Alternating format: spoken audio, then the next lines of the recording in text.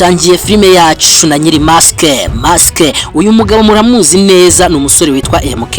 Ni nyuma yuko atashye avuye ku muhigo w'abari bamwanjamye cyangwa se ashaka kumutwarira ibyangombwa burundu kubw'impamvu zo guhura n'umucamanza.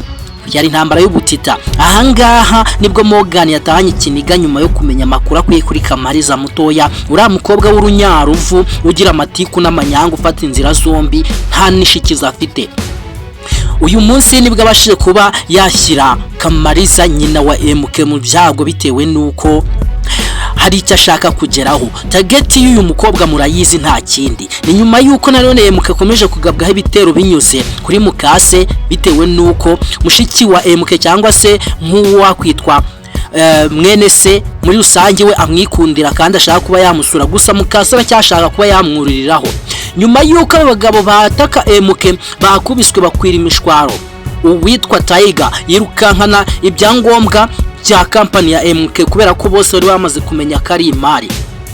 Uyu wundi witwa Diamond uyu munsi ivogonyo ryabashije kuba ryamuvamo burundu nyuma yo gukubitwa na MK karahava, ndetse intambara y'ubutita yari yaciye kuko nyuma yuko ivumbi ritumuka. Uwo twita nka Morgan nyamara we yari yakurikiye ibyangombwa byiwe nyuma yuko uwo tuzi nka Diamond yataka MK agakubitwa izakabwana ndetse izamusagutseho. Ntabwo ushobora kuba wakwiyumvisha inkura zabara cyangwa se azabwira uyu mugabo ngo ni Morgan nawe nta kindi cyo kuvuga azaba afite, kuko nyuma yaho gatoya yaje gusangwa mu rugo ahernye hejuru ya Kamariza yamuteye umunigo. Ibyamubayeho mwabyiboneye, ingumi zavuzaga ubuduha.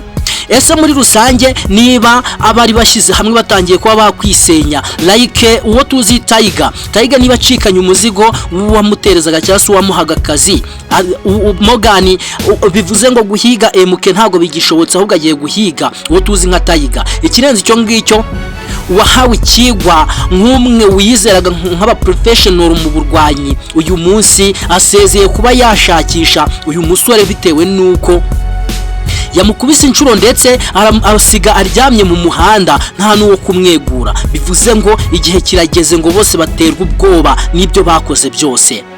Amabara menshi n'imitego mitindi uyu mugore ngo ni Mukase wa nyina wa MK, nyamara ni byinshi cyane yagiye akorera MK ndetse hazamo ingaru nyinshi n'abantu benshi harimo ba Kamariza batoya ndetse n'abandi. Abo bose bashakaga inyungu z'imitungo ya MK, gusa uyu munsi biracyanga. Bivuze ngo diru za Morgan nawe zimuvuye mu biganza.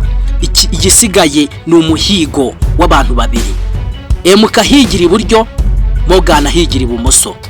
Wakwibaza ngo biraza kurangira gute? Iyi ntambara y'ubutita irakizwa nande? Mu by'ukuri murabizi neza MK ingorane yagiye anyuramo mu bihe bitandukanye. Iki nicyo gihe kugira ngo MK yigaragaze nk'umugabo wa nyawe, ndetse murabizi neza yuko uyu Kamariza mutoya w'umugambanyi mubi umeze nk'ikirura cyambaye uruhu rw'intama, nubwo agerageza kuba yakemura ibibazo bikemura teza ibindi. Muri rusange witwa Kamariza nyina wa MK yari yifite ituzo n'umutekano, ariko ubu ngubu bamaze kumutamika uwo tuzi nka Morgan direct.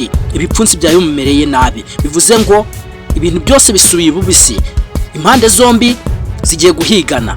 Ni ukuvuga ngo ni umukino w'injangwe n'imbeba. Twebwe tugiye gutegereza episode ikurikira nk'uko uyu mugore yashishikarizaga umwana we kuba yajya gusura MK. Bivuze ngo arimo aratekereza ko byibuza zamusabiramo imbabazi. Gusa iyi ni mistake ikomeye cyane, ntabwo azigera bigeraho kubera ko n'ubundi MK yamaze gukura kandi ntiyamushira amakenga. Reka twigarukire kuri Diane wakunze MK atazi ko ari umukire. Uyu munsi arimo kubara inkuru n'ibigwi bye, gusa murumuna we ntabwo ashobora kuba yabyizera bya nyabyo ko ibyo bintu byagiye bitambuka bikabaho. Wowe niba ukomeje kuba wakwishimira iyi filime, izere udashidikanya ko umunsi w'ejo tugiye kuzakira episode ya 39 original. Mu by'ukuri ibigwi bidasanzwe bikivugwa muri iyi filime turiringira tudashidikanya ko bigiye kubaka izina rihambaye. Murakoze cyane, turi kumwe gatanu ku kandi.